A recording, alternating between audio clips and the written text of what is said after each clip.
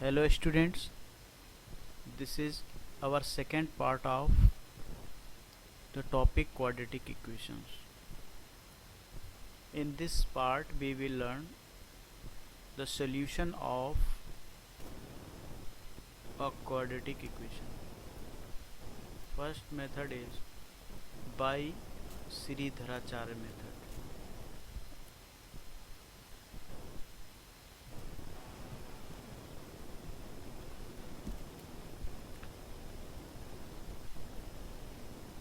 So the general form of a quadratic equation is ax square plus bx plus c equal to 0. This quadratic equation can be solved by using the completing the square method. So first of all, we should make the coefficient of x square is 1, right? So for this, divide this quadratic equation ax square plus bx plus c equal to 0 by a. Then we will get the form of this quadratic equation is x square plus b upon ax plus c equal to 0, right? Now adding the square of half of the coefficient of middle term means coefficient of x, right? So the half of this will be b upon a upon 2, right? So this will become b upon 2a whole square. So it will become b square upon 4a square. So this quantity b square upon 4a square will be b square upon 4a square plus and b square minus 4 upon 4a square minus. Then we will get x square plus b upon a x plus b square upon 4a square minus b square upon 4a square plus c equal to 0. Now this is an identity which can be written in this form x plus b upon 2a whole square, and transfer this quantity towards 0, then you will get b square upon 4a square minus c upon a, right?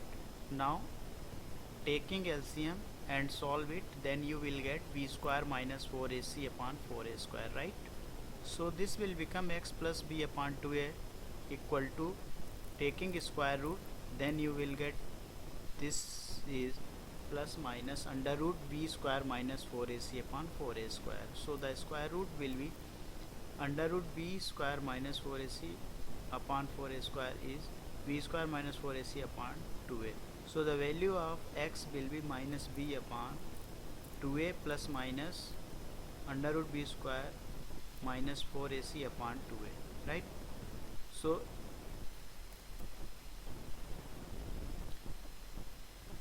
this can be written in the form x equal to minus b plus minus under root b square minus 4ac upon 2a, right?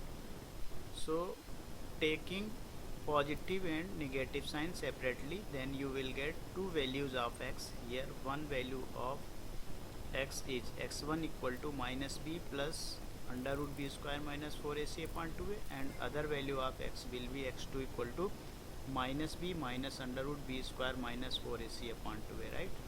So these are the roots of this quadratic equation. Clear? So suppose this is first root alpha and this is second root beta. So alpha and beta. Now let's see the graph. In this graph, suppose this is alpha, value of alpha, and this will be the value of beta. So these are the two. This will be alpha and this is beta. So alpha equal to minus b plus under root b square minus 4ac upon 2a, and beta will be minus b minus under root b square minus 4ac upon 2a. So these are the two roots of this quadratic equation. Add the value of x, at this value the quadratic equation will be 0. So these are the roots of the quadratic equation. Now nature of the roots of a quadratic equation. So in a quadratic equation, ax square plus bx plus c equal to 0. Here two roots will be alpha and beta, right? So there is a quantity b square minus 4ac. This quantity is known as d equal to b square minus 4ac. This is known as, this d is known as discriminant.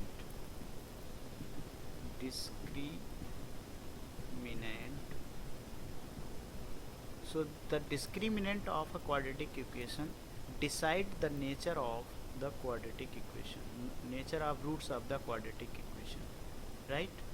So first case, if the value of d, this discriminant, is greater than 0, means in this condition roots of that quadratic equation will be real and distinct.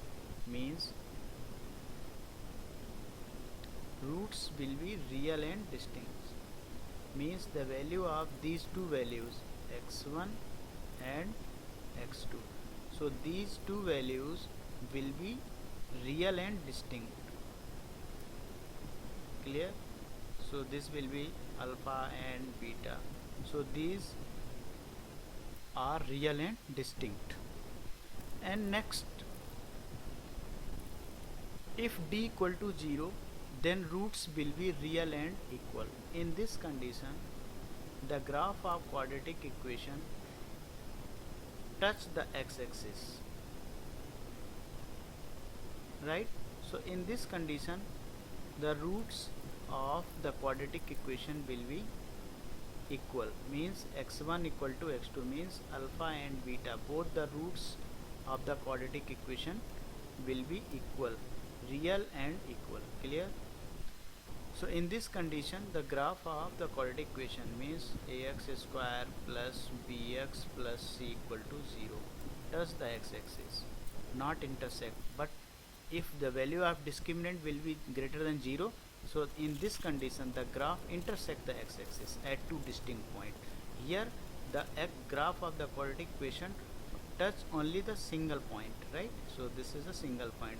So due to this, both the values of x1 and x2 will be equal, same.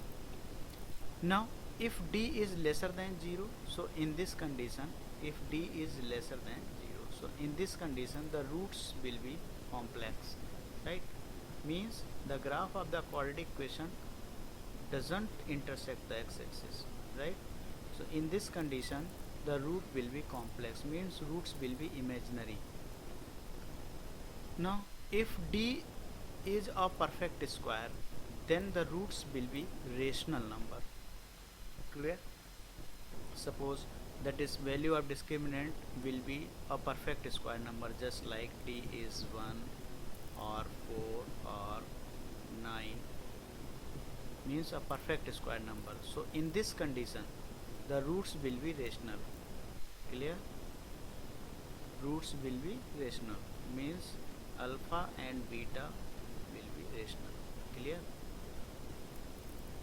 Now if d does not a perfect square number, then roots will be in the form of p plus root q and p minus root q. In this condition root will be alpha equal to p plus under root q and beta will be p minus under root q.